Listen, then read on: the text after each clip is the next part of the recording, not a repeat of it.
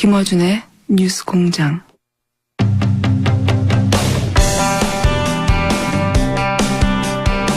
바른정당이 창당 3개월 만에 최대 위기를 맞고 있습니다. 의원 14명이 홍준표 후보 지지 혹은 탈당을 이야기하고 있는데요. 탈당파와 전류파 입장 차례로 들어보겠습니다. 바른정당 홍문표 의원 전화 연결됐습니다. 안녕하세요, 의원님. 예, 안녕하십니까. 네, 어제 밤에 홍준표 후보 만나서 어떤 이야기를 나누셨습니까? 지상보도 나온 대로요. 예. 좌파 정권에게 정권을 넘겨줄 수는 없으니 자기를 좀 도와달라. 예. 이제 그런 후보의 요지의 말씀이었습니다. 그러면 이제 바른정당의 14분은 홍 후보에게 어떤 걸 요구했나요? 이제 숫자는, 한 분이 먼저 이은재 의원이 갔기 때문에 15명이었고, 어제는 14명이었는데요. 네네. 저희들이 요구한 것은 첫째, 정권 교체 보수 대연합을 통해서 하자는 것이었고, 네. 두 번째는 우리가 가지고 있는 이 정치적 개혁을 좀 하자. 이 두 가지를 주로 이야기를 했습니다. 정치적 타협을 하자. 두 번째가 제가 개혁. 정치적 개혁을 하자. 네. 네네. 혹시 3자 단일화 이야기도 나왔습니까? 테이블에서? 3자는 어제 그렇게 나오질 않았고요. 예. 지금 물밑에서 그 3자 하는 것이 소위 문재인 이 좌파 정권을 막는 길 아니냐 하는 얘기는 끊임없이 나오고 있다고 봅니다. 그런데 지금 현재 유승민 후보는 완주한다는 의지를 여전히 밝히고 있는데요. 그렇죠? 네네. 예.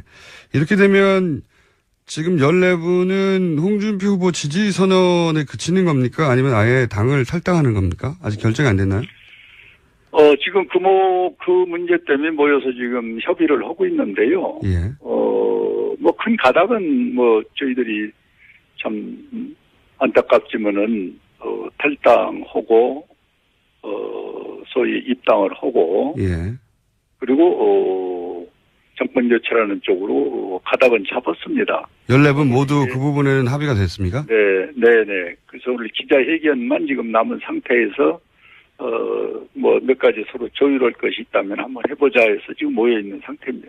그렇군요. 탈당 자체는 14분이 합의가 된 것이고, 그 네네. 시기와 방식 혹은 어떤 워딩으로 정리할 것인가 이런 세부적인 조율만 남은 거군요. 그렇습니다. 그거 9시 20분에 지금 예정을 하고 있거든요. 1시간 후에. 예. 네네. 14분이 동시에 탈당하는 거죠? 차례로 그렇습니다. 순차적이 아니라. 네네. 혹시 남은 분들 18분 남은 건데 남은 의원님들 중에도 추가적인 탈당 가능합니까? 글쎄 이게 아주 민감하고 또 그 인격적인 문제이기 때문에요. 네. 공개할 수는 없지만 그동안에 서로 이렇게 대화를 주고받고 했었던 분들은 몇 분들은 더 계신데 네. 어제는 그분들께서 그 참여를 안 하셨습니다. 그런 유사한 뜻을 가진 분들은 좀 더 있지만 탈당까지는 가지는 않겠다고 참여를 안 하신 분들. 네네. 그러면 이제 탈당하시는 분들이 공교롭게도 이제 김무성 의원하고 가까우신 분들이 많은데 혹시 김무성 의원의 입장은 어떻게 정리가 됐습니까?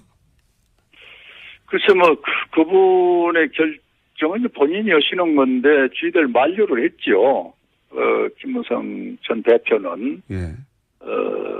그러면서 이제 자기는 정당을 구성했고 또 지금 선대위원장을 맡는 입장에서 당신들이 그렇게 하는 건 동의를 못 하겠다. 좀 같이 가자 하는 얘기를 간곡하게 사실은 몇 번 권고를 받았는데 지금 이게 이제 많은 의원들이 공감을 가져서 결정을 했습니다마는 지금 이렇게 된 동기는 최순실 국정농단으로 인해 가지고 이 역사에도 없는 이 보수가 3갈래, 4갈래, 심지어는 5갈래까지 지금 찢어져 있는 입장이거든요.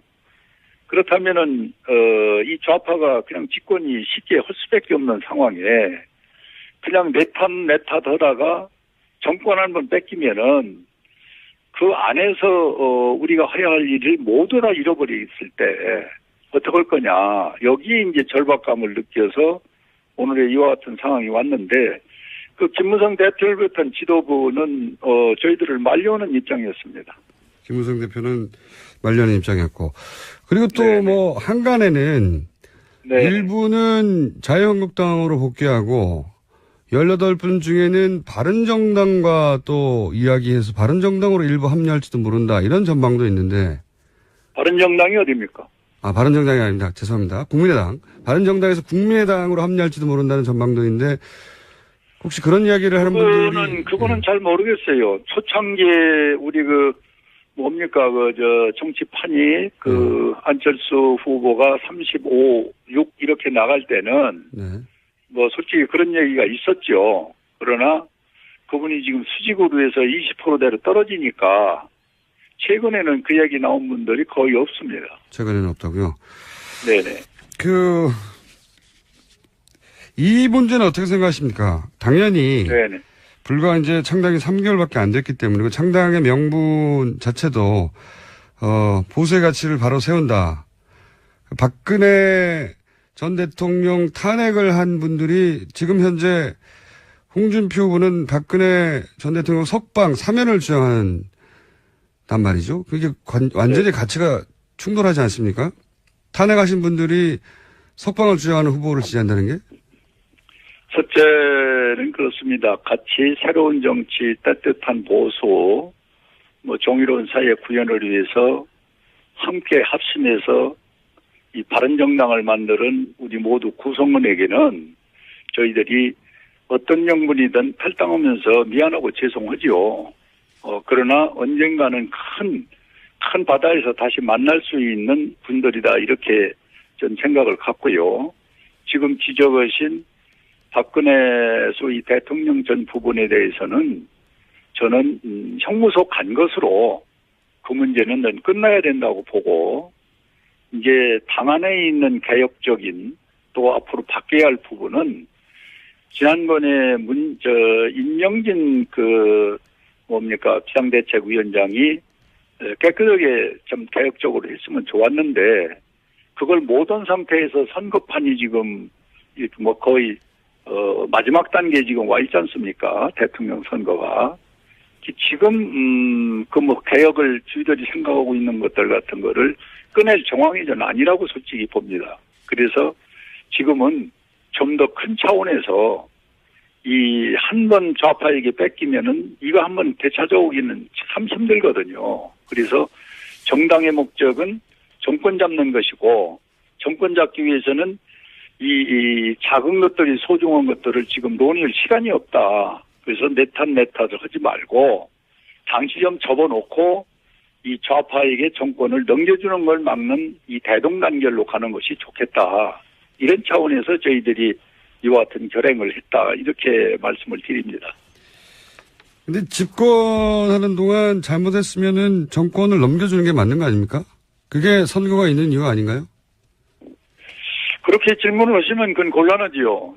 잘못했다고 해서 영원히 정권을 상대에게 넘겨준다면 정당이 있을 필요가 없지 않습니까? 영원히는 아니라. 잘못한 것을 영원히는. 반성하고 네. 새로운 것을 하겠다면 그 의지도 좀 참작을 해주셔야지. 잘못했으니까 넘겨줘라. 그렇게 어떻게 이야기를 할 수가 있습니까? 잘못했으면 넘겨주는 게 맞죠. 그건 논리가 다릅니다. 그러면 정권 교체를 언제 하는 겁니까? 그러면 정권 교체는 이번에 대동단결 하면은 다시 할 수가 있죠. 제 말은 우리가 재창출할 수가 있죠. 지금 말씀은 항상 보수가 집권해야 된다는 전제로 말씀하신 거와 마찬가지죠. 아니죠. 보수가 그렇게 말씀을 하시면은 그건 사회로서 저는 좀 오해가 있다고 봅니다. 알겠습니다. 어떤 정당이든 잘잘못은 있는데 예. 그것을 빨리 고쳐서 새롭게 하겠다는 의지의 평가지요. 예, 그 평가를 선거 기간에 하는 거기 때문에. 그렇습니다. 그래서 이번에 평가를 저희들이 받겠다는 거 아닙니까? 알겠습니다. 제가 입장을 충분히 이해했고요. 그러면 9시 20분에 14분에 함께 탈당하는 것으로 입장 정리가 됐다. 이렇게 이해하면 됩니까? 지금 그걸 수기하고 있습니다, 지금. 알겠습니다. 알겠습니다. 결과가 나오면 다시 모실 기회가 있으면 연결하겠습니다. 감사합니다. 네네. 고맙습니다. 네, 지금까지 홍문표 의원이었습니다. 이번에는 이제 잔류파 연결해 보겠습니다. 원래 저희 고정 코너가 있는데 사안이 긴급하여 바른정당의 이혜원 의원 전화 연결해 보겠습니다. 안녕하세요. 네, 안녕하세요. 방금 전화 인터뷰 내용 들으셨죠? 네, 끝부분만 잠깐 들었습니다. 네. 듣고 싶지 않으십니까? 네, 아닙니다. 그게 아니라 연결이 늦게 돼서 그래요. 알겠습니다. 우선 14분이 후보 지지선언에 그치는 게 아니라 실제 탈당을 합의한 것으로 그렇게 지금 방금 인터뷰를 들었는데 네. 탈당하는 것으로 알고 계십니까? 네, 어제부터 그렇게 들었습니다. 네. 탈당하는 것으로. 지금 14분 이외에 추가 탈당도 있을 거라고 보십니까? 어디로 가든지 간에? 그렇지는 않을 거라고 듣고 있는데, 그것도 뭐 세상 일이라는 게 알 수가 없죠. 18분은 그러면 유승민 후보 중심으로 대동단결 하는 겁니까? 단단하게? 대동단결이라고 말씀을 드릴 수 있을지는 모르겠지만, 네. 어쨌든 뭐 한 14분 정도는 대동단결이고 나머지 분들은 아직은 알 수 없는 것 같습니다. 아, 남은 18분 중에도 한 서너 분 정도는 탈당은 아닌 것 같은데 네, 갈팡질팡 하시는 별로 분이 있긴 이렇게 있다. 막 열심히 선거 운동을 하시는 것 같지는 않고요. 근데 김무성 그 선대본부장 네. 그리고 정병국, 주호영 이분들 세 분이 이제 가장 당의 중심 역할을 해야 할 분들인데 이분들도 일단 후보에게 사퇴 요구를 한 거는 맞나요? 뭐 사실상은 그런 셈입니다. 왜냐하면 네. 여론조사 단일화를 제안했는데, 예. 근데 이제 어떻게 보면 사실상 그렇다기보다는 여론조사 단일화를 제안한 거는 홍준표 후보가 절대 받질 못하거든요.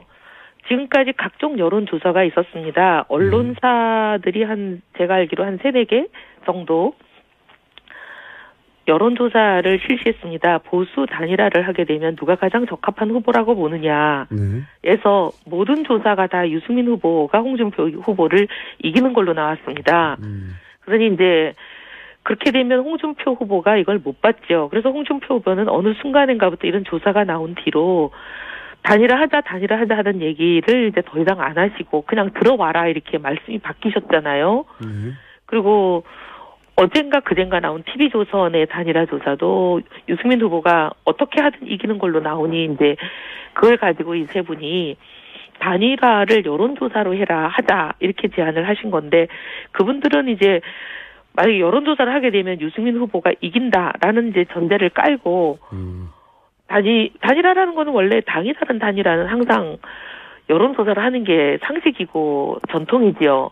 과거 노무현 정몽준 후보 단일화 때도 그랬고 그러니 이게 상식적인 단일화가 이거 아니냐라고 제안을 하신 거니까 꼭 사퇴라고 볼 수는 없겠네요. 유승민 후보의 사퇴를 전제로 하는 거라고 볼 수는 없겠네요. 선대위 본부장 세 분이 요구한 것은 사퇴라기보다는 네. 유승민 후보가 대선 후보 지지율은 낮지만 보수 후보 적합도는 높으니까 네. 이 방식으로 단일화 제안을 하면 유승민 후보에게 기회가 있지 않냐 이런 이제 제안이었던 거네요. 말하자면.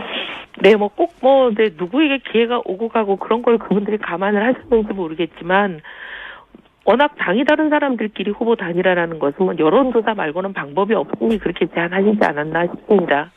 알겠습니다. 근데 이제 여론조사 결과가 홍준표 후보가 유승민 후보를 한 번도 단일화 조사에서는 이기질 못했으니 특히나 이제 어제 나온 그 TV조선인가요? 거기 여론조사는 거의 하프스코어로 지는 걸로 나오니까 홍준표 후보가 받지 못할 걸로 보이긴 합니다.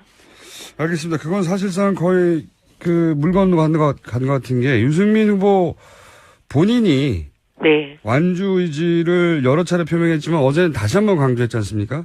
네. 이건 이제 뭐 일주일밖에 안 남았으니 완주를 한다고 100% 한다고 봐야 되겠군요. 네네. 예. 자, 그러면 이렇게 창당한 지 확인해 보니까 100일도 안 됐던데. 네. 100일도 안 된 상태에서 거의 절반의 의원들이 빠져나가는 상황에 대해서는 어떤 심정이십니까? 참 많이 놀랬습니다. 저희들은 탈당을 하고 창당을 할 때 같은 생각을 한 사람들인 줄 알았는데 어제 보니까 전혀 아니다 이런 생각이 들었어요. 저희들 이제 당에 남으려고 하는 사람들은 진짜 보수의 길을 가고 싶어서 탈당하고 창당했습니다. 보수 대통령이 탄핵을 당했잖아요. 왜 당했냐면 국민이 준 권력을 국민 위에 쓰지 않고 자신뿐만 아니라 자신과 가까운 몇 사람의 주머니 채우는 데 썼지요. 잘못이 드러났는데도 인정은커녕 사과도 않고 잘못한 게 없다고 우기고 사실 보수라는 사실이 부끄럽게 만들었습니다. 그래서 한때 국민 중에 절반이나 되는 분들이 내가 보수다 이렇게 여론조사에 답을 했는데 탄핵이 되고 나서는 보수라고 답하는 사람이 10%? 보수 후보를 지지하는 퍼센트가 한 10% 정도로 쪼그라들었습니다. 그 이유는 이제 보수라는 단어가 부끄러움의 대명사가 되었기 때문입니다. 그래서 저희는 진짜 보수는 그런 게 아니다. 끼리끼리 해먹고 잘못이 드러나도 인정도 않고 사과도 않고 책임도 안 지는 그런 뻔뻔한 게 보수가 아니라 진짜 보수는 깨끗하고 국민을 위해 헌신하고 책임지고 당당한 게 진짜 보수다. 이런 길을 가겠다. 힘들고 어려워도 우리는 꿋꿋이 가겠다. 이러려고 나왔는데 지지율이 좀 안 나온다고 그 잘못된 길로 다시 돌아가겠다 하시는 분들이 있다는 걸 보고 좀 납득이 안 됩니다. 이제 현실적인 문제도 있지 않습니까? 그러니까, 그 말씀을 충분히 이해했는데. 네. 내년이 곧 지방선거인데, 국회의원들이 이제 조직을 유지하려면, 구의원, 시의원들, 그 하부 조직도 탄탄해야 되는데, 지금 바른정당의 지지율을 낮고 후보의 지지율을 낮다 보니까, 그런 풀뿌리 조직이 흔들리고 자유한국당으로 넘어가고 하는 상황이 있다 보니까, 의원들도 흔들릴 수밖에 없고, 이런 상황, 현실적인 상황도 있긴 있지 않습니까? 네, 근데요, 그 지지율이요, 참, 금방금방 변하거든요. 작년 이맘때 박근혜 대통령이 이렇게 탄핵될 거라고 예상하신 분이 있나요? 그리고 작년 이맘때 문재인 후보가 이렇게 압도적인 지지율을 얻을 거라고 예상한 분이 있나요? 그렇지 않잖아요? 앞으로 1년이 남은 일입니다. 어떻게 또 변할지 알 수 없는 일이고 만약에 그 지지율에 따라서 모든 걸 결정한다면 그분들은 지금 홍준표 후보를 지지하면서 그쪽 당으로 갈 일이 아니라 문재인 후보를 지지하면서 민주당으로 가야 되는 거 아닌가요? 지지율만 본다면. 네. 그 지지율에 따라서 그렇게 모든 거를 결정하고 움직이고 그렇게 하면 대의는 어디 가고 명분은 어디 갑니까? 이혜원 의원님처럼 끝까지 유승민 후보와 길을 같이 가겠다고 이렇게 탄탄하게 결속한 분들이 바른정당에 몇 분이나 계십니까? 보시기에? 14분, 5분 정도는 되시는 것 같아요. 나머지 3분도 그렇지 않다고 제가 확신을 가지는 건 아니고 아직 그분들하고는 이런 얘기를 나눠볼 기회가 없어서 제가 아직 잘 모른다는 것뿐입니다. 그러면 혹시 그 서너 분이 국민의당으로 가는 거 아니냐 이런 전망들도 여기저기서 뭐 정치권에서 항상 그런 얘기가 있죠. 그런 소설도 잘 쓰는데 그런 가능성은 이제 한 분이 그런 말씀을 많이 하셨죠. 한 분이요? 안철수 후보를 바른정당 의원들 전부 더하기 심지어 자유한국당에 있는 비박들까지 좀 뭉쳐서 한 100인 정도가 선언을 해주자 이런 발언을 하신 분이 계시죠. 근데 어제 그분의 의사를 여쭤봤대요, 누가. 네. 그랬더니 나는 탈당하지 않겠다. 그렇게 말씀하셨다고 해요. 좀 두고 봐야 될 문제인 것 같습니다. 유승민 후보 본인에게 이 사태에 대한 이야기 들어보셨습니까? 어떤 입장인지? 뭐 완주 얘기는 충분히 들었고. 네, 어제 신경을 페이스북에 올렸어요. 뭐 그랬더니 이제 폭풍 댓글이 많이 달렸는데 우리가 천명한 개혁 보수 애초부터 외롭고 힘든 길이다. 지도에도 없는 길이고. 근데 그 길을 택한 것은 쉬워서 택한 것도 아니고 유리해서 택한 것도 아니다. 진정 보수가 사는 길이고 대한민국이라는 이 공동체를 지키는 길이라고 믿었기 때문이다. 왜냐하면 보수가 바뀌면 대한민국이 달라질 수 있다고 믿었기 때문이다. 지금 많이 어렵고 힘들다. 그리고 외롭다. 하지만 실망하고 주저앉지 않는다. 몇 달 해보고 실망할 거라면 애초에 이 길을 나서지도 않았다. 따뜻하고 정의로운 보수, 공동체를 지키고 살리는 보수, 시작은 미미해도 이 길이 옳은 한 끝은 창자리라고 믿는다. 끝까지 간다. 이런 요지의 글을 올리신 걸로 봐서 이게 심경이라고 봅니다. 알겠습니다. 그 현실 앞에서 그 가치가 계속 지켜질지 많은 분들이 현실 정치는 또 냉혹하니까 지켜보고 있는데 오늘 여기까지 말씀을 듣고 저희가 이혜원 의원님 코너에서 아마도 이제 탈당 선언이 이루어지고 여러 가지 변화가 있겠죠. 그 사이에. 네. 그때 좀 더 자세한 이야기 듣겠습니다. 오늘 말씀 감사합니다. 가치를 지키고 싶어 하는 사람들을 좀 지켜주십시오. 알겠습니다. 오늘 말씀 감사합니다. 감사합니다. 네. 네. 바른정당 이혜훈 의원이었습니다.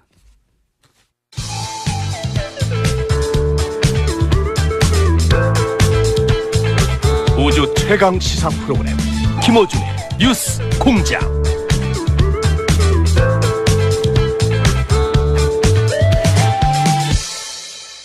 이번에 준비한 시간은 사드 논란에 대한 토론입니다.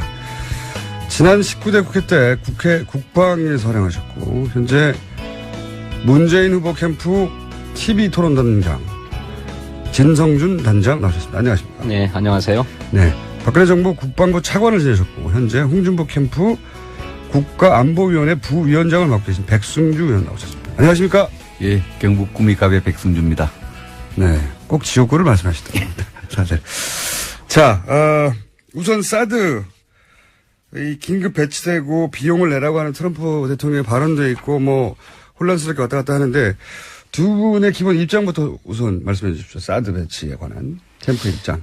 예, 문재인 후보는 지금까지 줄곧 사드 배치를 당장 중단하고 그 배치 여부를 차기 정부에 넘겨야 한다 이렇게 주장해 왔습니다. 사드 배치가 느닷없이 갑자기 결정되어서 국민의 공론 자체가 모아지지 않았고 또 당연히 거쳐야 될 국회 비준동의 과정도 생략된 것 아닙니까? 그런 과정에서 중국으로부터는 무역 보복을 당하고 있는 이런 상황이기 때문에 결정을 차기 정부에 넘겨서 차기 정부가 국민의 의견도 모으고 또 주변국도 설득하는 이런 과정들을 거쳐서 또 국회 비준을 거치는 것이 합당한 절차다라고 하는 생각을 갖고 있는 것이죠. 예, 자유한국당 홍준표 후보는 이 사드 배치가 국내의 어떤 정치 일정과는 관계없이 안보적 차원에서 계획대로 추진되어야 된다는 이런 입장을 확고하게 갖고 있습니다. 사드 배치 결정이 이루어진 것은 한미가 같이 결정한 가장 직접적인 원인은 북한의 5차 핵실험에 있습니다. 그런 안보적 위기에 대응하는 일들이 현 정부는 해야 할 일이 있고 현 정부는 안 해야 할 일이 있고 다음 정부에 넘겨야 될 일이 있다. 이렇게 하는 것은 맞지 않다. 안보에 대한 대비는 시기를 놓치지 않고 또 국내 정치 일정과 관계없이 해서 국민의 재산과 생명을 담보하는 것이 필요하다 이렇게 보고요. 비준 문제는 진성준 의원 또 국회에서 같이 국회에 계셨고 저는 그 당시 국방부 차관을 했습니다마는 그것을 최종적으로 결정하는 과정에서 사드가 와 비슷한 패트리어트 미사일이라든지 또 여러 가지 무기 체계를 주한미군이 반입해올 때 비준을 거치지 않았고요. 또 한미 동맹협정이라든지 또 주한미군 지휘협정 이런 협정과 또 관리에 따라서 맞춰서 적법하고 또 비준이 필요 없다는 결론 속에서 현 정부가 결론을 내려서 왔기 때문에 비준 문제를 재거론하는 것은 트럼프의 재검토 입장에 오히려 유리하게 해줄 수 있기 때문에 저는 비준은 다시 거론하는 것이 국가 이익이 맞다 이런 입장을 갖고 있습니다. 두 분이 굉장히 점잖으신 분인데 저희 토론은 점잖으면 토론을 중지하고 광고를 틀어버리는 게 낫다 생각하는. 그래서 의원님 제가 잠깐만요. 예. 네, 잠깐만요, 단장님. 그래서 저희 룰이 기본적으로 처음에는 입장을 얘기하고 그런 다음에는 사실상의 무규칙에 가깝습니다. 그런데 이제 두 분의 목소리가 약간 생소해서 누가 어떤 주장을, 물론 주장을 듣다 보면 이해가 가는데 금방. 가능하면, 제인입니다. 준표입니다. 라고, 본인, 후보에 빙의되는 상태로 네. 말씀을 하셔야, 지금 발언은 이쪽에서 나오는구나. 이제 라디오이기 때문에요. 예. 네. 그렇게 앞에, 애칭은 마음대로 쓰셔도 됩니다. 홍반장을 하시든 트럼프를 하시든 혹은 뭐 스트롱맨으로 하시든 하셔도 되고 역시 제인이라고 하시든 인이라고 하시든 마음대로 하셔도 되는데 구분을 해주시고 그리고 지금부터는 두 분이 상대방의 말이 다 끝난 다음에 말씀하셔도 되고 혹은 중간에 잘라서 반박하셔도 되는데 여기서부터 이제 먼저 1번 후보부터 기회를 드릴 테니까 주고받아 주시면 되고 저는 화장실 잠깐 다녀오겠습니다. 문재인 후보가 말씀드리겠습니다. 예. 너무 깁니다. 제인입니다. 제인입니다. 예. 국회 비준 동의를 얻어야 된다라고 하는 문제는 패트리어트 미사일과 다르게 사드는 사드를 배치할 부지를 우리가 추가로 공여한 것 아닙니까? 우리 백 의원님 잘 아시는 것처럼 2002년도에 LPP 협정이 체결이 됐어요. 한미 연합토지관리계획. 이 연합토지관리계획에 의하면 우리가 미국에게 제공하는 공여지는 어디고 또 미국으로부터 다시 반환받을 기지는 어디인가가 목록으로 부속서에 다 열거되어 있잖아요. 그러니까 우리가 미군에게 제공한 주한미군 기지로 제공된 거는 그 LPP 협정 부속 문서에 열거되어 있습니다. 그런데 이번에 성주 사드 포대장 이것은 새롭게 추가로 공여되는 거잖아요. 그러니 당연히 공여지 협정에 들어가야만 하는 거고 그거는 국회 비준 동의 사항이죠. 그 지난 3월에 준표입니다. 예, 네. 홍 트럼프입니다. 지난 3월에 이제 우리의 국방부 정책실장하고 또 미국의 주한미군 공군 중장이죠. 반다이라는 중장이 이 약정서를 만들 때 그 부분에까지 다 검토를 했어. 전례 검토해서 사들 배치를 할 때 부지 공여는 기존에 우리 조약과 또 협의에 따라서 우리 정부가 정하고 획득하고 사드 무기체계를 사오고 이것을 다시 배치 운용하는 문제는 주한미군이 한다. 이런 약속을 했는데 이 약속이 적법하냐 아니냐는 그 사람들 계약한 사람들뿐만 아니라 양국의 정부들이 우리 같은 경우는 법제처까지 다 검토를 해서 결정했는데 그래서 비준이 필요 없다는 그때 아니 그게 아니고 국회에서 많은 공론을 했죠. 그게 아니고 소파에 입각하면 이렇게 무기체계를 들여올 때 우리가 기반 시설을 제공하고 그것을 배치하고 운영하는 비용은 미국이 부담하도록 돼 있습니다. 소파에. 그런데 거기에 더해서 우리가 공여지를 새롭게 추가로 제공하는 거잖아요. 미군 기지를 새롭게 제공하는 거라고요. 이렇게 추가된 공여지는 LPP 협정에 담겨야만 하는 겁니다.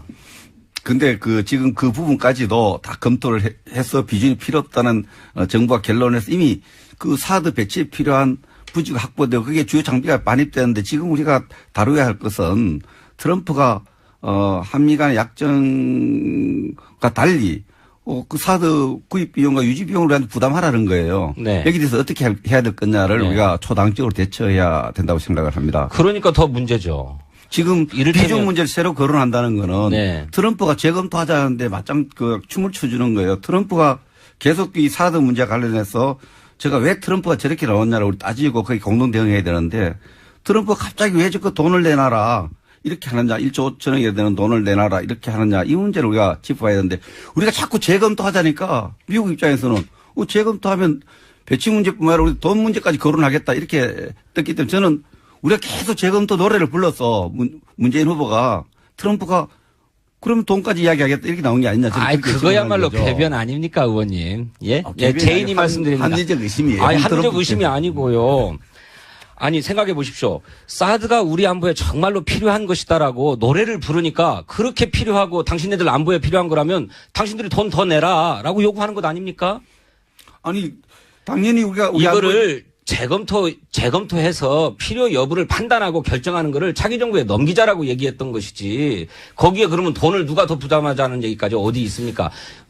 민주당은 사드의 배치 여부를 정말로 우리 군사 안보에 필요한지 그리고 또 주변국은 충분히 이해하고 있어서 중국의 무역보복과 같은 것도 처리할 수 있는지를 종합적으로 판단해서 결정하자는 거예요. 근데 이미 만약에 문재인 후보가 만약에 대통령이 된다면 그 다음에 임기 중에 중요한 안보 문제는 다음 정부로 넘기라고 야당이 요구하면 그걸 들어줄 겁니까?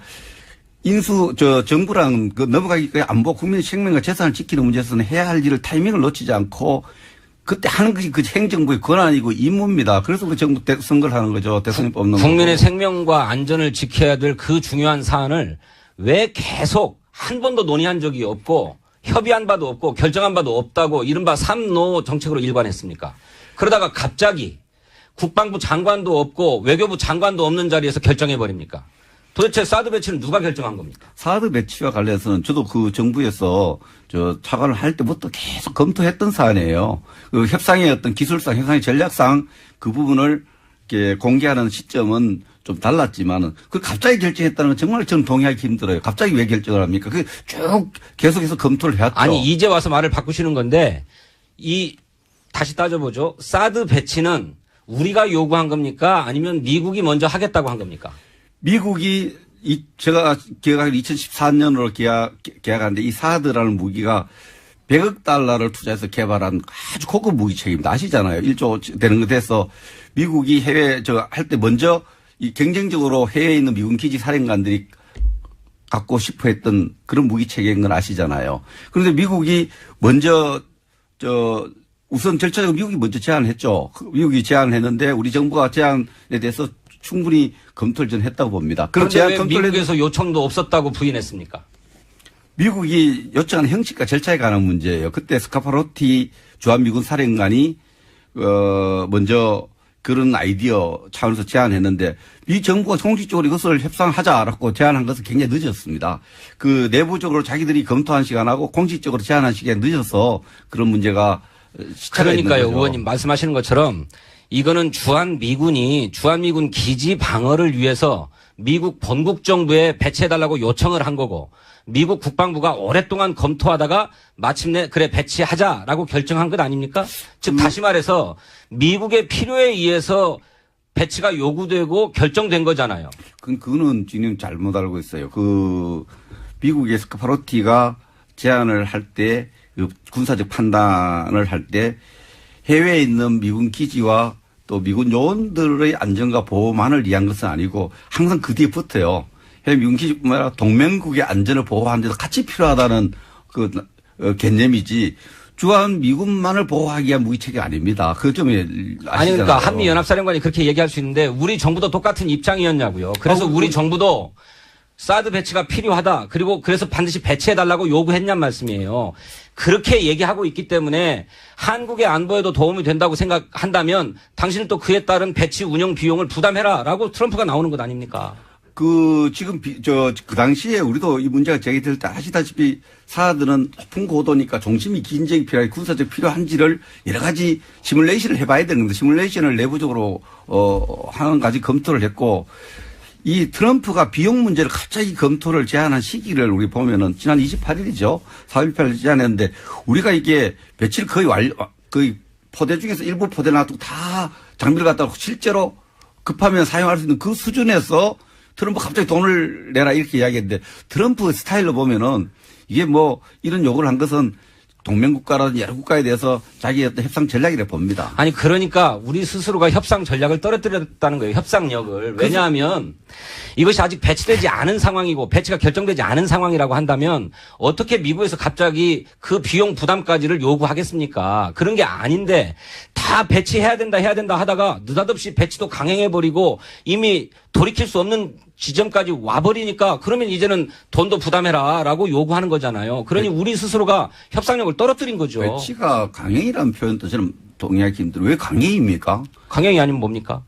배치는 양국의 합의에 따라 군사적 준비 상태가 되면은 해가는데 성주 골프장 안 가보셨죠? 그 골프장 가보면은 골프장에 골프텔이 있어요. 그 사들 배치하는데 필요한 시설이 병력 한 150명 들어갈 숙소가 있어야 되고 그 평탄지에 잘 기반이 딱 깨진 공사만 돼 있으면 돼요. 그런데 골프장 시설들이 사드 배치에 필요한 기반 시설 큰 변화가 없어도 되는 그런 준비가 잘 돼 있기 때문에 그 일정대로 준비돼서 왔는 거지. 이걸 갑자기 했다는 표현, 뭐 이런 강행했다는 표현은 강행을 어떻게 강행을 합니까? 거기다 아니 의원님 민주당의 당과 기대는 조금 어긋나게 했지만은 계획대로 한 거예요. 배치하려면 환경 영향 평가 등도 제대로 해야 되는 거잖아요. 뭐 국회 비준 동의는 차치하고라도 그런데 그런 것들을 다 생략하려고 하고 또 그것이 다 완료되지 않은 상황에서 새벽에 기습적으로 배치한 거잖아요. 그 떳떳하면 그렇게 할 일이 있습니까? 새벽에 이제 그 주요 물자들 그게 몇 개 중요 물자를 배치한 것은 그 주민들이 반대하고 있으니까 그 주민들과 충돌을 최소화시키고 주민들의 충돌을 최소화시킨 차원에서 그렇게 했다고 제가 이해가 되고요. 새벽에 한 것은 또 교통량 이동 같은 거 고려했을 때는 주민 편의를 위해서 저는 새벽에 누가 일하기 좋아합니까? 주민 편의를 위해서 이렇게 했다 이렇게 볼 수 있는 거죠. 아니 그러니까요. 그렇지 않아도 성주의 주민들이 완강하게 반대하고 있는데 그 주민들도 설득해야 되고 또 법적으로 당연히 거쳐야 될 절차들도 거쳐가면서 해도 되는 것을 급작스럽게 하잖아요. 그것은 이 사드 배치를 정말 돌이킬 수 없는 지점까지 빨리 서둘러야 되겠다라고 하는 의도를 갖고 그렇게 한 거죠. 그때 그렇게 해놓으니까 트럼프가 배치 비용 부담을 요구해도 협상력이 떨어져 버린 겁니다. 그 직구적 환경 영향 평가 정치적 의도 부분을 하는데 한미 군 당국이 정치적으로 편하게 하려면은 다음 중간 편하겠죠. 그러나 여러 가지를 고려했을 때 북한에 갖고 있는 위기 상황을 봤을 때 또 여러 가지 한미 간이 준비한 상황을 봤을 때 준비가 돼서 옮겼다 이렇게 봐야 될 여지. 환경평가 부분은요. 그 시설을 많이 변화시킬 때 그 시설 변화에 따라서 그 환경이 어떻게 바뀌는가를 조사해야 되는데 지금 단계까지 왔을 때 지금 그 무기를 반입하고 지금 상황에서는 환경평가에서 이제 설착을 하는데 환경변화가 어떻게 진행인지 평가할 수 있는 거죠. 환경 영향 평가를 원래 사전에 다 하도록 돼 있어요. 그 소파 규정에 그렇게 돼 있지 않습니까? 자, 두 분 여기까지 제가 처음 말하는데 제가 방송하면서 15분 동안 아무 말도 안 하는 건 처음입니다. 한 가지. 지금 촌미의 관심사는 이제 두 분이 여러 가지 지금까지 쟁점을 말씀하셨는데 이제 돈 달라고 하는 상황이잖아요. 그렇죠. 예. 돈 달라고 하는 상황. 저희가 벌써 5분밖에 안 남았거든요. 두 분이 격렬하게 토론하셨어요. 이 돈 달라고 하는 상황에 대해서 어떻게 해결해야 할 건지 혹은 이 상황을 누구의 책임인지 요런 돈 달라는 문제 10억 달러 트럼프 내라는 거 요 부분에 관한 집중 토론을 좀 해 주십시오. 마지막으로. 그러니까 우리 정부는 기왕에 한미 간에 약정이 되어 있고 그 약정은 사드의 부지와 기반 시설은 우리 정부가 제공하지만 그 배치와 운영에 들어가는 비용은 미국이 부담한다. 왜? 주한 미군이 운용할 무기니까 라고 하는 것이 기존의 약정이고 합의라는 겁니다.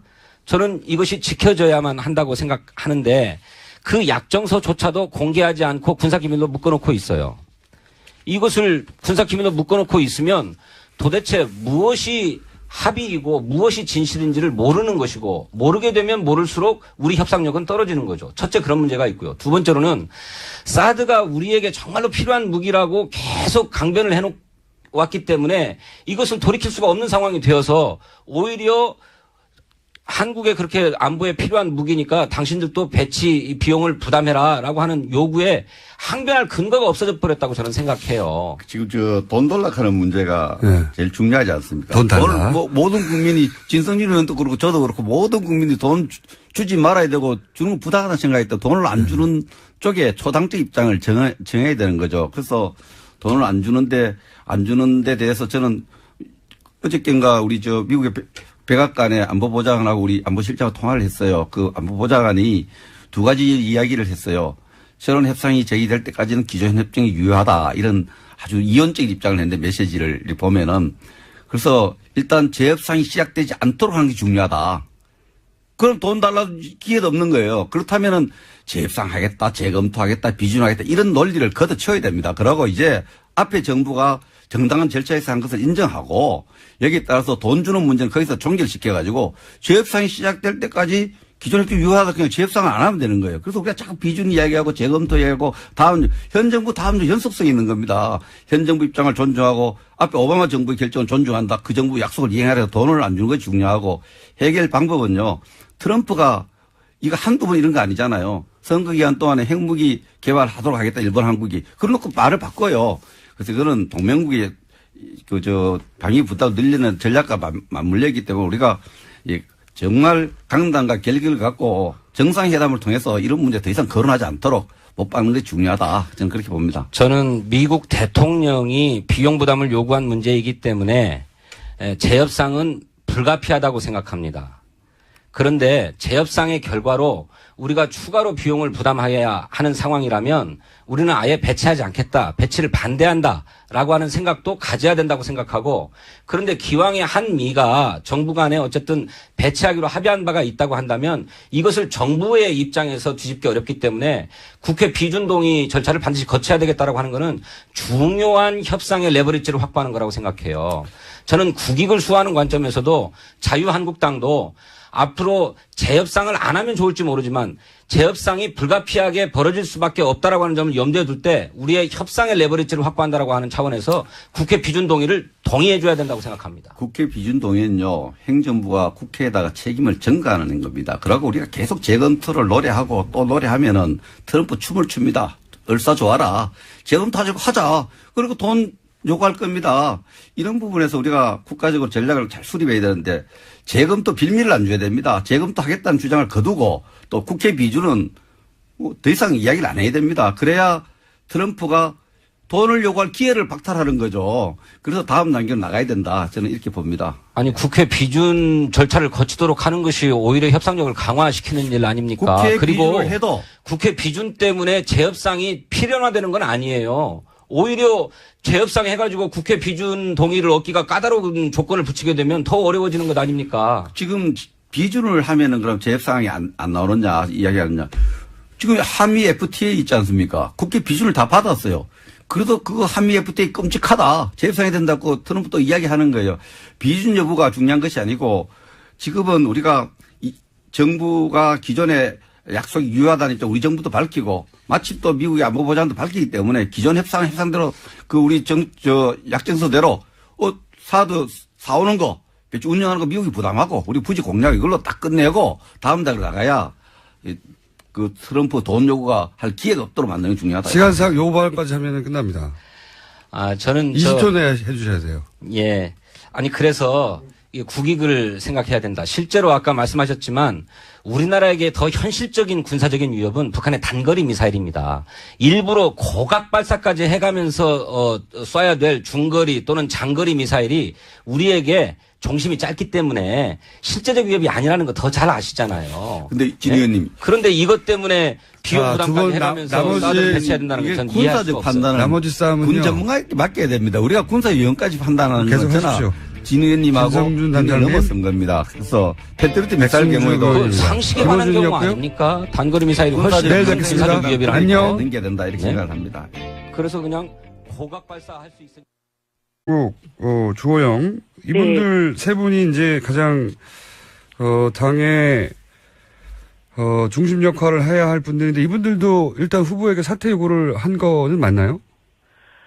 뭐 사실상은 그런 셈입니다. 왜냐하면 네. 여론조사 단일화를 제안했는데, 예. 근데 이제 어떻게 보면 사실상 그렇다기보다는 여론조사 단일화를 제안한 거는 홍준표 후보가 절대 받질 못하거든요. 지금까지 각종 여론조사가 있었습니다. 언론사들이 제가 알기로 한 3-4개 정도 여론조사를 실시했습니다. 보수 단일화를 하게 되면 누가 가장 적합한 후보라고 보느냐. 네. 에서 모든 조사가 다 유승민 후보가 홍준표 후보를 이기는 걸로 나왔습니다. 그러니 이제 그렇게 되면 홍준표 후보가 이걸 못 받죠. 그래서 홍준표 후보는 어느 순간인가부터 이런 조사가 나온 뒤로 단일화하자 하던 얘기를 이제 더 이상 안 하시고 그냥 들어와라 이렇게 말씀이 바뀌셨잖아요. 그리고 어젠가 그젠가 나온 TV조선의 단일화 조사도 유승민 후보가 어떻게 하든 이기는 걸로 나오니 이제 그걸 가지고 이 세 분이 단일화를 여론조사로 하자 이렇게 제안을 하신 건데 그분들은 이제 만약에 여론조사를 하게 되면 유승민 후보가 이긴다라는 이제 전제를 깔고 단일화라는 거는 원래 당이 다른 단일화는 항상 여론조사를 하는 게 상식이고 전통이지요. 과거 노무현 정몽준 후보 단일화 때도 그랬고 그러니 이게 상식적인 단일화가 이거 아니냐라고 제안을 하신 거니까 꼭 사퇴라고 볼 수는 없겠네요. 유승민 후보의 사퇴를 전제로 하는 거라고 볼 수는 없겠네요. 선대위 본부장 세 분이 요구한 것은 사퇴라기보다는 네. 유승민 후보가 대선 후보 지지율은 낮지만 보수 후보 적합도는 높으니까 네. 이 방식으로 단일화 제안을 하면 유승민 후보에게 기회가 있지 않냐 이런 네. 이제 제안이었던 거네요. 말하자면. 네, 네, 누구에게 기회가 오고 가고 그런 걸 그분들이 감안을 하셨는지 모르겠지만 워낙 당이 다른 사람들끼리 후보 단일화라는 것은 뭐 여론조사 말고는 방법이 없으니 그렇게 제안하시지 않았나 싶습니다. 알겠습니다. 근데 이제 여론조사 결과가 홍준표 후보가 유승민 후보를 한 번도 단일화 조사에서는 이기질 못했으니 특히나 이제 어제 나온 그 TV조선인가요? 거기 여론조사는 거의 하프스코어로 지는 걸로 나오니까 홍준표 후보가 받지 못할 걸로 보이긴 합니다. 알겠습니다. 그건 사실상 거의 그 물 건너 간 것 같은 게 유승민 후보 본인이 네. 완주 의지를 여러 차례 표명했지만 어제는 다시 한번 강조했지 않습니까? 네. 이건 이제 뭐 일주일밖에 안 남았으니 완주를 한다고 100% 한다고 봐야 되겠군요. 네네. 예. 자, 그러면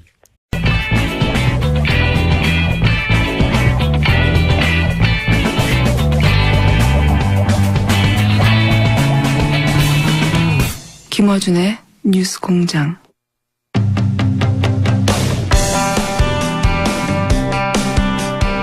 바른정당이 창당 3개월 만에 최대 위기를 맞고 있습니다. 의원 14명이 홍준표 후보 지지 혹은 탈당을 이야기하고 있는데요. 탈당파와 전류파 입장 차례로 들어보겠습니다. 바른정당 홍문표 의원 전화 연결됐습니다. 안녕하세요, 의원님. 예, 안녕하십니까. 네, 어제 밤에 홍준표 후보 만나서 어떤 이야기를 나누셨습니까? 지상보도 나온 대로요. 예. 좌파 정권에게 정권을 넘겨줄 수는 없으니 자기를 좀 도와달라. 예. 이제 그런 후보의 요지의 말씀이었습니다. 그러면 이제 바른정당의 14분은 홍 후보에게 어떤 걸 요구했나요? 이제 숫자는, 한 분이 먼저 이은재 의원이 갔기 때문에 15명이었고, 어제는 14명이었는데요. 네네. 저희들이 요구한 것은 첫째, 정권 교체 보수 대연합을 통해서 하자는 것이었고, 네. 두 번째는 우리가 가지고 있는 이 정치적 개혁을 좀 하자. 이 두 가지를 주로 이야기를 했습니다. 정치적 타협을 하자. 두 번째가 제가 개혁. 정치적 개혁을 하자. 네. 네네. 혹시 3자 단일화 이야기도 나왔습니까? 테이블에서? 3자는 어제 그렇게 나오질 않았고요. 예. 지금 물밑에서 그 3자 하는 것이 소위 문재인 이 좌파 정권을 막는 길 아니냐 하는 얘기는 끊임없이 나오고 있다고 봅니다. 그런데 지금 현재 유승민 후보는 완주한다는 의지를 여전히 밝히고 있는데요. 그렇죠? 네네. 예. 이렇게 되면 지금 14분은 홍준표 후보 지지 선언에 그치는 겁니까? 아니면 아예 당을 탈당하는 겁니까? 아직 결정이 안 됐나요? 지금 그 문제 때문에 모여서 지금 협의를 하고 있는데요. 예. 큰 가닥은 저희들이 참 안타깝지만은, 탈당하고, 소위 입당을 하고, 예. 그리고, 정권 교체라는 쪽으로 가닥은 잡았습니다. 14분 모두 그 부분에는 합의가 됐습니까? 네네. 그래서 오늘 기자회견만 지금 남은 상태에서, 몇 가지 서로 조율할 것이 있다면 한번 해보자 해서 지금 모여있는 상태입니다. 그렇군요. 탈당 자체는 14분이 합의가 된 것이고, 그 네네. 시기와 방식 혹은 어떤 워딩으로 정리할 것인가 이런 세부적인 조율만 남은 거군요. 그렇습니다. 그거 9시 20분에 지금 예정을 하고 있거든요. 1시간 후에. 예. 네네. 14분이 동시에 탈당하는 거죠? 차례로 그렇죠. 순차적이 아니라. 네네. 혹시 남은 분들 18분 네. 남은 건데 남은 의원님들 중에도 추가적인 탈당 가능합니까? 글쎄 이게 아주 민감하고 또 그 인격적인 문제이기 때문에요. 네. 공개할 수는 없지만 그동안에 서로 이렇게 대화를 주고받고 했었던 분들은 몇 분들은 더 계신데 네. 어제는 그분들께서 그 참여를 안 하셨습니다. 그런 네. 유사한 뜻을 가진 분들은 좀 더 있지만 네네. 탈당까지는 가지는 않겠다고 참여를 네네. 안 하신 분들. 네네. 그러면 이제 탈당하시는 분들이 공교롭게도 이제 김무성 의원하고 가까우신 분들이 많은데 혹시 김무성 네네. 의원의 입장은 어떻게 정리가 됐습니까? 글쎄 그분의 결정은 본인이 하시는 건데 저희들 만류를 했죠. 김무성 전 대표는 예. 그러면서 이제 자기는 정당을 구성했고 또 지금 선대위원장을 맡는 입장에서 당신들이 그렇게 하는 건 동의를 못 하겠다. 좀 같이 가자 하는 얘기를 간곡하게 사실은 몇 번 권고를 받았는데 지금 이게 이제 많은 의원들이 공감을 가져서 결정을 했습니다마는 지금 이렇게 된 동기는 최순실 국정농단으로 인해 가지고 네. 이 역사에도 없는 이 보수가 3갈래, 4갈래, 심지어는 5갈래까지 지금 찢어져 있는 입장이거든요. 그렇다면은 이 좌파가 그냥 집권이 쉽게 할 수밖에 없는 상황에 그냥 내탓 하다가 정권 한번 뺏기면은 그 안에서 우리가 해야 할 일을 모두 다 잃어버렸을 때 어떻게 할 거냐. 여기에 이제 절박감을 느껴서 오늘의 이와 같은 상황이 왔는데 그 김무성 대표를 비롯한 지도부는 저희들을 말려오는 입장이었습니다. 김무성 대표는 말려는 입장이었고. 그리고 또 네네. 뭐 한간에는 네. 일부는 자유한국당으로 복귀하고 18분 중에는 바른정당과 또 이야기해서 바른정당으로 일부 합류할지도 모른다. 이런 전망도 있는데. 바른정당이 어디입니까? 바른정당이 아닙니다. 죄송합니다. 국민의당. 바른정당에서 국민의당으로 합류할지도 모른다는 전망도 있는데 혹시 그런 이야기를 하는 분들이. 그거는 잘 모르겠어요. 초창기에 우리 정치판이 안철수 후보가 35, 6 이렇게 나갈 때는 네. 뭐 솔직히 그런 얘기가 있었죠. 그러나 그분이 지금 수직으로 해서 20%대로 떨어지니까 최근에는 그 얘기 나온 분들이 거의 없습니다. 최근에는 없다고요? 네네. 이 문제는 어떻게 생각하십니까? 당연히. 네네. 불과 이제 창당이 3개월밖에 안 됐기 때문에 그 창당의 명분 자체도 보수의 가치를 바로 세운다. 박근혜 전 대통령 탄핵을 한 분들이 지금 현재 홍준표 후보는 박근혜 전 대통령 석방 사면을 주장하는 단 말이죠. 그게 완전히 가치가 충돌하지 않습니까? 탄핵하신 분들이 석방을 주장하는 후보를 지지한다는 게? 첫째는 그렇습니다. 같이 새로운 정치, 따뜻한 보수, 정의로운 사회 구현을 위해서 함께 합심해서 이 바른정당을 만드는 우리 모두 구성원에게는 저희들이 어떤 명분이든 탈당하면서 미안하고 죄송하지요. 그러나 언젠가는 큰 바다에서 다시 만날 수 있는 분들이다. 이렇게 전 생각을 갖고요.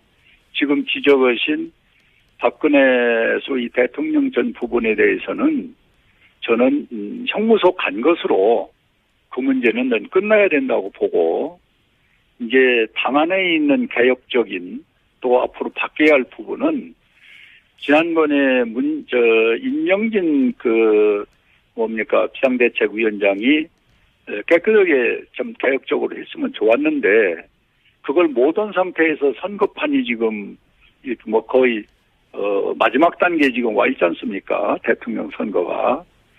지금, 개혁을 저희들이 생각하고 있는 것들 같은 거를 꺼낼 정황이 전 아니라고 솔직히 봅니다. 그래서 지금은 좀 더 큰 차원에서 이 한 번 좌파에게 뺏기면은 이거 한번 되찾아오기는 참 힘들거든요. 그래서 정당의 목적은 정권 잡는 것이고 정권 잡기 위해서는 이 작은 것들이 소중한 것들을 지금 논의할 시간이 없다. 그래서 내 탓을 하지 말고 당시 좀 접어놓고 이 좌파에게 정권을 넘겨주는 걸 막는 이 대동단결로 가는 것이 좋겠다. 이런 차원에서 저희들이 이와 같은 결행을 했다. 이렇게 말씀을 드립니다. 근데 집권하는 동안 잘못했으면은 정권을 넘겨주는 게 맞는 거 아닙니까? 그게 선거가 있는 이유 아닌가요? 그렇게 질문을 하시면 그건 곤란하지요. 잘못했다고 해서 영원히 정권을 상대에게 남겨준다면 정당이 있을 필요가 없지 않습니까? 아니, 영원히는 아니라. 잘못한 것을 반성하고 네. 새로운 것을 하겠다면 그 의지도 좀 참작을 해주셔야지. 잘못했으니까 남겨줘라. 그렇게 어떻게 이야기를 할 수가 있습니까? 잘못했으면 넘겨주는 게 맞죠. 그건 논리가 다릅니다. 그러면 정권 교체를 언제 하는 겁니까? 그러면 정권 교체는 이번에 대동단결하면은 다시 할 수가 있죠. 제 말은 우리가 재창출할 수가 있죠. 지금 말씀은 항상 보수가 집권해야 된다는 전제로 말씀하시는 거와 마찬가지죠. 아니죠. 보수가 그렇게 말씀을 하시면은 그건 사회로서 저는 좀 오해가 있다고 봅니다. 알겠습니다. 어떤 정당이든 잘잘못은 있는데 예. 그것을 빨리 고쳐서 새롭게 하겠다는 의지의 평가지요. 예, 그 평가를 선거 기간에 하는 거기 때문에. 그렇습니다. 그래서 이번에 평가를 저희들이 받겠다는 거 아닙니까? 알겠습니다. 제가 입장을 충분히 이해했고요. 그러면 9시 20분에 14분에 함께 탈당하는 것으로 입장 정리가 됐다. 이렇게 이해하면 됩니까? 지금 그걸 수기하고 있습니다, 지금. 알겠습니다. 알겠습니다. 결과가 나오면 다시 모실 기회가 있으면 연결하겠습니다. 감사합니다. 네네. 고맙습니다. 네, 지금까지 홍문표 의원이었습니다. 이번에는 이제 잔류파 연결해 보겠습니다. 원래 저희 고정 코너가 있는데 사안이 긴급하여 바른정당의 이혜원 의원 전화 연결해 보겠습니다. 안녕하세요. 네, 안녕하세요. 방금 전화 인터뷰 내용 들으셨죠? 네, 끝부분만 잠깐 들었습니다. 네. 듣고 싶지 않으십니까? 네, 아닙니다. 그게 아니라 연결이 늦게 돼서 그래요. 알겠습니다. 우선 14분이 후보 지지선언에 그치는 게 아니라 실제 탈당을 합의한 것으로 그렇게 지금 방금 인터뷰를 들었는데 네. 탈당하는 것으로 알고 계십니까? 네, 어제부터 그렇게 들었습니다. 네. 탈당을 하는 것으로. 지금 14분 이외에 추가 탈당도 있을 거라고 보십니까? 어디로 가든지 간에? 그렇지는 않을 거라고 듣고 있는데 그것도 뭐 세상 일이라는 게 알 수가 없죠. 18분은 그러면 유승민 후보 중심으로 대동단결을 하는 겁니까? 단단하게? 대동단결이라고 말씀을 드릴 수 있을지는 모르겠지만 네. 어쨌든 뭐 한 14분 정도는 대동단결이고 나머지 분들은 아직은 알 수 없는 것 같습니다. 아, 남은 18분 중에도 한 서너 분 정도는 탈당은 아닌 것 같은데 갈팡질팡 하시는 별로 분이 있긴 이렇게 있다. 막 열심히 선거 운동을 하시는 것 같지는 않고요. 근데 김무성 그 선대본부장 네. 그리고 정병